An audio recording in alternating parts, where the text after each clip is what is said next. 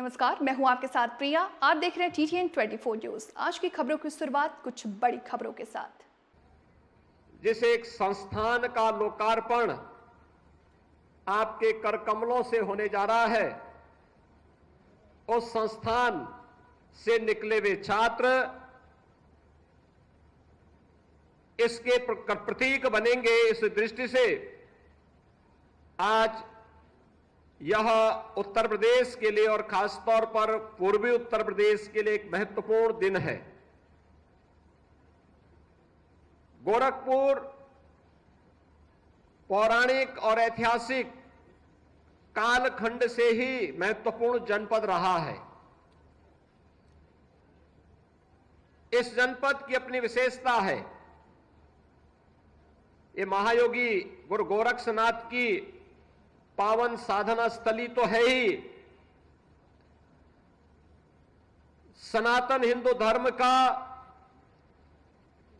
साहित्य का एक केंद्र। गीता प्रेस के माध्यम से पूरे देश और पूरी दुनिया के अंदर उसके प्रचार प्रसार का सबसे महत्वपूर्ण केंद्र भी गोरखपुर है। देश की आजादी की लड़ाई में 1857 के प्रथम स्वातंत्र समर के दौरान शहीद बंधु सिंह के नेतृत्व में अनेक क्रांतिकारियों ने विदेशी हुकूमत की चूलों को हिलाने का काम किया था। तो आजादी के उस आंदोलन के दौरान चोरी चोरा की 1922 में घटित घटना भी भारत के इतिहास में इस संघर्ष को एक नई गति देता है। गोरखपुर यह भारत के पौराणिक और ऐतिहासिक पृष्ठभूमि की पावन भूमि है। प्राकृतिक संसाधनों से परिपूर्ण है और गोरखपुर को केंद्र में रख करके अगर हम देखें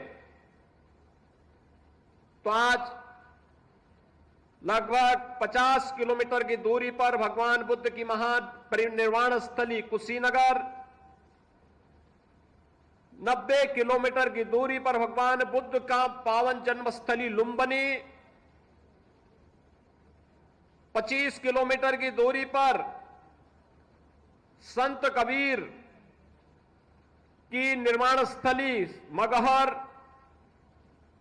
पौने 200 किलोमीटर की दूरी पर श्री राम जन्मभूमि अयोध्या और 250 किलोमीटर की दूरी पर बाबा विश्वनाथ की पावन नगरी काशी या गोरखपुर को केंद्र में रख करके देखें तो ये दूरी गोरखपुर के अगल बगल के पावन स्थल हम सबका ध्यान आकर्षित करते हैं। पूर्वी उत्तर प्रदेश, पश्चिमी उत्तर बिहार और नेपाल की 3 करोड़ से अधिक की आबादी का शिक्षा का, स्वास्थ्य का, व्यापार और रोजगार का प्रमुख केंद्र भी गोरखपुर है। गोरखपुर आज नए भारत के विकास की यात्रा में आदरणीय प्रधानमंत्री जी की प्रेरणा और मार्गदर्शन में अपनी पौराणिक और ऐतिहासिक परंपरा को क्षुण्ण बनाए रखते हुए विकास की एक नई गति को आगे बढ़ा रहा है। यह जो कैंपस है जहां पर यह नवनिर्मित सैनिक स्कूल का लोकार्पण आज आदरणीय उपराष्ट्रपति जी के कर कमलों से हो रहा है, यहां पर बंद खाद कारखाना था। यह खाद कारखाना फिर से न केवल आधुनिक भारत में कृषि की उत्पादकता को बढ़ाने में बल्कि उत्पादन लागत को कम करने में भी एक बड़ी भूमिका का निर्वहन करना फिर से प्रारंभ कर दिया है। यहां के नागरिकों के सामने आजीविका के एक नए साधन के रूप में उभरा है। तो स्वास्थ्य की समस्या का समाधान करने के लिए भी आज यहां पर एम्स गोरखपुर ने न केवल गोरखपुर बल्कि पूर्वी उत्तर प्रदेश की स्वास्थ्य की आवश्यकताओं की पूर्ति करने में बीआरडी मेडिकल कॉलेज और एम्स गोरखपुर तेजी के साथ उस अभियान को एक नई गति दे रहा है।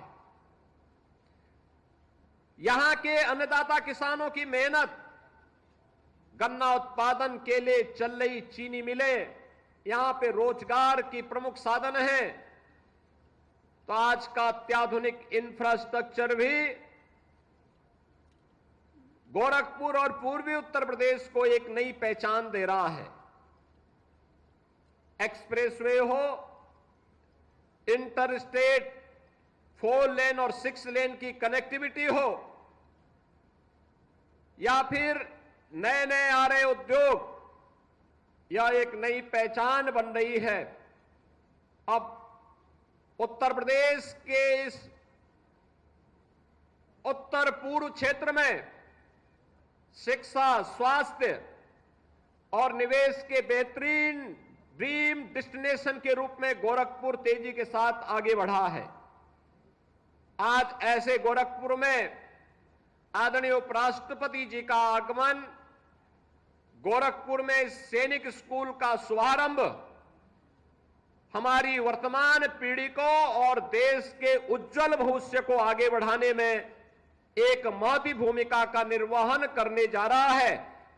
इस दृष्टि से आज गोरखपुर वासियों को अपने देश के लोकप्रिय उपराष्ट्रपति जी के स्वागत का अवसर प्राप्त हुआ है।